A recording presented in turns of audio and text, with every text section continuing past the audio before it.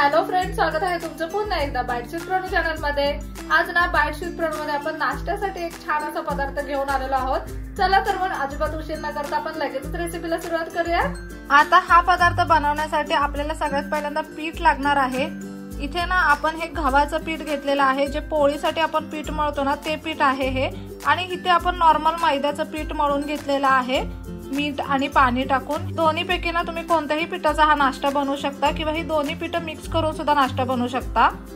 आता ना सगळ्यात पहिल्यांदा आपल्याला एक सारण तयार करून घ्यायचंय। त्यासाठी ह्या भांड्यामध्ये आपण ना कोबी टाकूया, उभा चिरलेला, किसलेला गाजर टाकायचा आपल्याला। यामध्ये ढोबळी मिरची घेतली बारीक चिरलेली, बारीक चिरलेले पालकची पानं घेतलेली आहेत।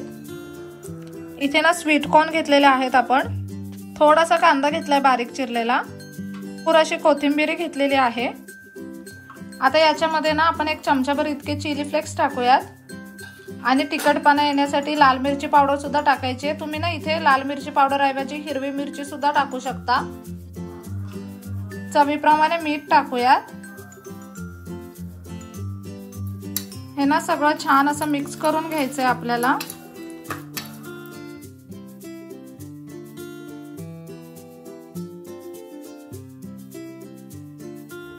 हे अगदी छान असं आपण सगळं मिक्स करून घेतलेलं आहे।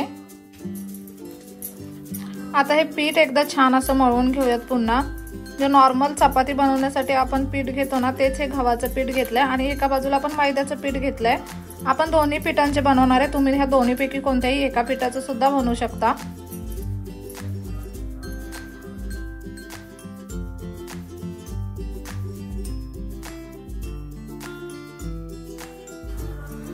आता इथे आपण गव्हाच्या पिठाचे 2 गोळे घेतलेले आहेत आणि मैद्याच्या पिठाचे 2 गोळे घेतलेत।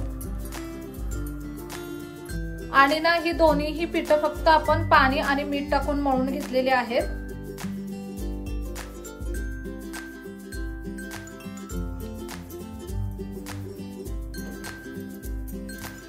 आता ना ह्या पिठाची आपल्याला एक जाडसर अशी पुरी लाटून घ्यायची आहे। अगदी जाडसर अशी ही पुरी लाटून घेतली आहे। आता हे जे स्टफिंग आपण बनवलेलं ते याच्यामध्ये भरायचंय। अगदी व्यवस्थित प्रमाणामध्ये स्टफिंग यामध्ये भरलेलं आहे। यामध्ये ना आता आपण मोझरेला चीज ऍड करतोय, तुमच्या आवडीप्रमाणे तुम्ही कोणतंही चीज टाका।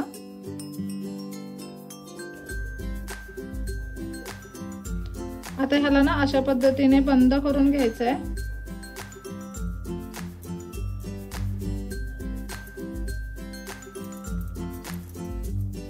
मोदकासारखं करून घेतलंय ह्याला आपण आणि आता अगदी अलगद असं लाटून घ्यायचंय। थोडंसंच लाटणार आहे आपण हे।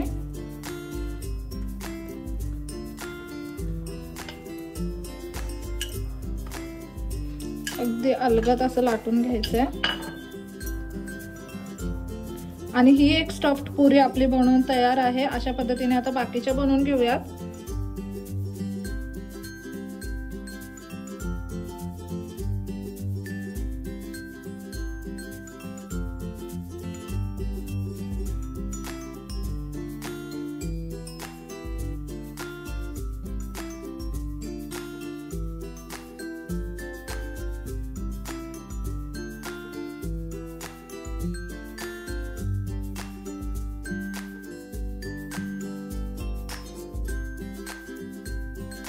ह्या ना अशा पुऱ्या आपण इथे तयार करून घेतलेल्या आहेत। आता यांना आपल्याला शॅलो फ्राय करून घ्यायचंय।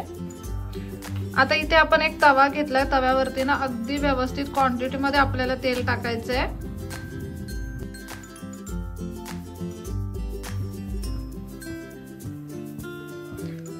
आता ना एक एक करून ह्या पुऱ्या आपण याच्यामध्ये टाकूयात तेलामध्ये।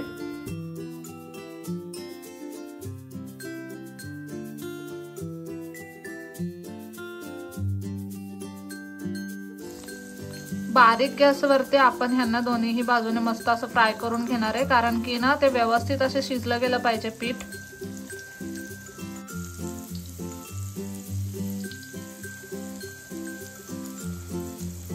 मस्त एका बाजूने खरपूस असं हे फ्राय होतंय। आता ना आपण ह्याला पलटून घेऊयात।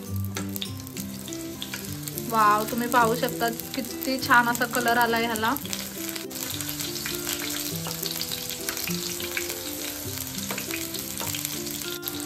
असं ना मीडियम लो फ्लेम वरती आपल्याला हे दोन्ही बाजूने आलटून पलटून छान असं खरपूस फ्राय करून घ्यायचंय। इथे ना तुम्ही पाहू शकता मस्त असे दोन्ही बाजूने खरपूस हे फ्राय झालेले आहेत।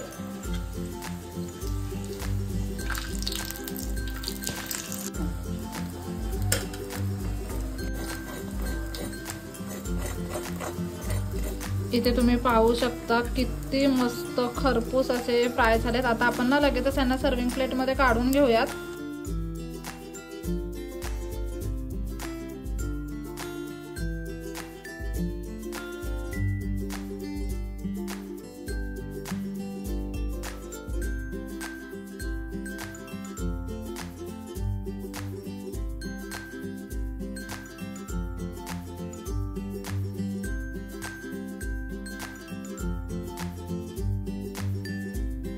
इथे तुम्ही पाहू शकता अगदी गरमागरम असा हा नाश्त्याचा पदार्थ बनवून तयार आहे। आपण ना सोबत पुदिन्याची चटणी घेतलेली आहे। आपण ना लगेच टेस्ट करून बघूयात कसा झालाय तो। टेस्ट करून बघूयात।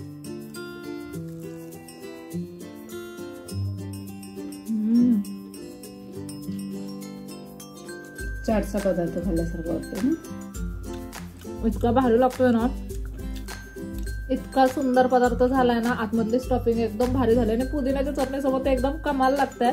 घरी कोण पाहुणे रावणे आले ना तर नाश्त्याला तुम्ही हे बनवू शकता किंवा ना नुसतं चहा सोबत पण खाऊ शकता ना। चहा सोबत खायला पण एकदम भारी लागणार। अगदी जाडसर अशा ह्या पुऱ्या आपण बनवलेल्या आहेत, त्याच्या आतमध्ये हे स्टफिंग टाकलेलं आहे। दिसायला पण एकदम क्यूट वाटतात। मुलांच्या टिफिन मध्ये पण आपण हे देऊ शकतो, मुलं किती आवडीने खातील। मुलांना सोबत देताना तुम्ही टोमॅटो सॉस वगैरे द्या, म्हणजे मुलं खूप जास्त आवडीने खातील। आणि या निमित्ताने ना मुलांच्या पोटात भाज्या वगैरे सुद्धा जातात। आपल्याला कोणती भाजी खायचा कंटाळा आला असेल ना तर या निमित्ताने कोणतीही भाजी तुम्ही याच्यामध्ये टाकू शकता, जी मुलांना आवडत नाही किंवा तुम्हाला आवडत नाही। अशा पद्धतीने खाल्ल्या तर भाज्या सुद्धा छान लागतात। खूप सोपी रेसिपी आहे, तुम्ही ना नक्की ही रेसिपी घरी ट्राय करा। कसा वाटला व्हिडिओ मला कमेंट करून नक्की सांगा। चला तर मग नेक्स्ट व्हिडिओ मध्ये भेटूया, तोपर्यंत मस्त खा, भरपूर फिरा आणि आनंदी राहा।